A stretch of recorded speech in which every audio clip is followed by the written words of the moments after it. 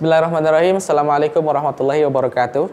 Wargi Jabar, di suatu ketika di zaman tabi'in, ini sebuah kisah nyata. Ada sebuah kisah, ada seorang pemuda di Damaskus, Suriah. Ia mencari ilmu agama, namun ia orang miskin, tidak punya apa-apa. Dia kemudian datang ke Masjid At-Taubah di Damaskus, Suriah. Dia bertemu kepada seorang tabi'in, dan dia berkata, "Wahai imam, wahai tabi'in, wahai syekh, saya ingin belajar ilmu agama, tapi saya tidak punya apa-apa. Saya miskin. Bolehkah saya hidup dengan Anda? Saya bantu-bantu apa saja sehingga saya bisa makan dan minum bersama Anda." Kemudian saya ini berkata, boleh saja. Asalkan kamu mau, siap mengikuti saya. Apa yang saya makan, kamu makan. Apa yang saya minum, kamu minum. Kemudian tak lama dia belajar bersama syekh ini 3 bulan berturut-turut, dan ternyata syekh ini didapati oleh pemuda ini, dia ini adalah orang yang sangat zuhud, makannya sederhana, ada makanan dia makan, kalau tidak ada beliau ini saum. Bahkan pada hari yang beliau jelaskan, pemuda ini sudah 3 hari syekh bersama pemuda ini ia saum. Saumnya itu buka dengan 1 biji kurma dan satu gelas air. Begitu terus sampai hari ketiga. Hari keempatnya pemuda ini mulai merasa gusar, gelisah. Setelah 3 bulan, kemudian terus berpuasa, lain-lain. Pemuda ini berkata dalam hatinya, "Aduh, saya kalau begini terus sepertinya saya tidak tahan mengikuti syekh ini." Kemudian adalah bisikan di telinga, di hati seorang pemuda ini, bisikan dari setan. "Wahai fulan," kata bisikannya itu, bisikan dari setan, "sepertinya saat ini engkau sudah masuk ke fase boleh mencuri, karena kau sangat kelaparan. Kalau kau tidak makan, kau akan mati," kata bisikan setannya. Terbersit di hati pemuda ini, dia lalu mengikuti bisikannya. Lalu ia berniat ingin mencuri. Ternyata di samping masjid adalah banyak rumah. Ketika zaman dulu rumah itu menempel dengan masjid dan masih berbentuk bukan tembok. Pemuda ini lewat belakang ingin menaiki tembok rumah pertama. Dia menaiki tembok rumah pertama berniat untuk mencari makanan, mencuri. Di rumah pertama ternyata ada wanita yang tidak bercadar atau tidak berhijab. Ternyata dia menundukkan pandangannya dan dia keluar rumah dan mencari rumah lain. Ketika di rumah kedua dia menemukan sebuah rumah, kemudian dia menemukan panci, di dalamnya ada 2 buah terong.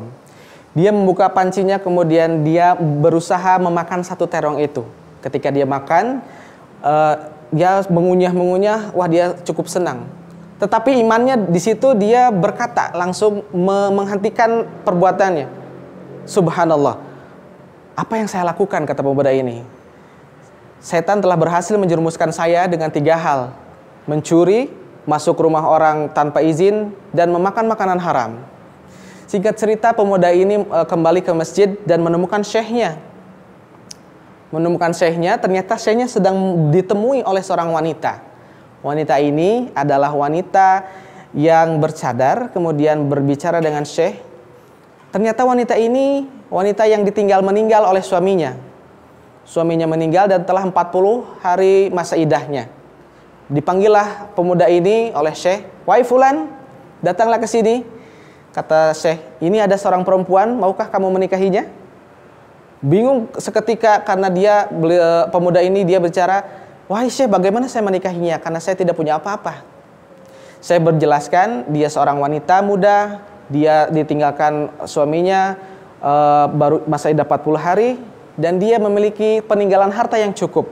"Menikahlah dengannya. Apakah kamu mau?" kata si syekh ini.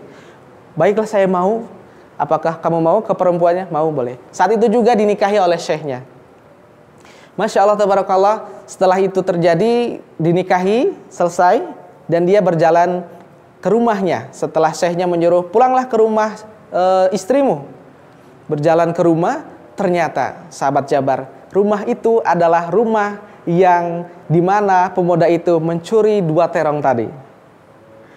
Dijelaskanlah ketika masuk ke rumah, dia kelaparan, dijelaskan, "Wahai suamiku, apakah kamu ingin mencari makanan? Tadi kata syekh kamu kelaparan." "Iya, betul." Pas dia ke dapur, "Tunggu sebentar, saya ke dapur mencari makanan." Istrinya ini berteriak, Terongku tidak ada satu, kemana terongku?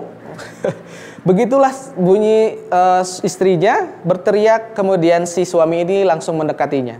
Menjelaskanlah apa adanya, kemudian bercerita, sesungguhnya aku lapar dan dari awal sampai dijelaskan, tetapi aku tidak menjadi memakannya karena aku takut pada Allah.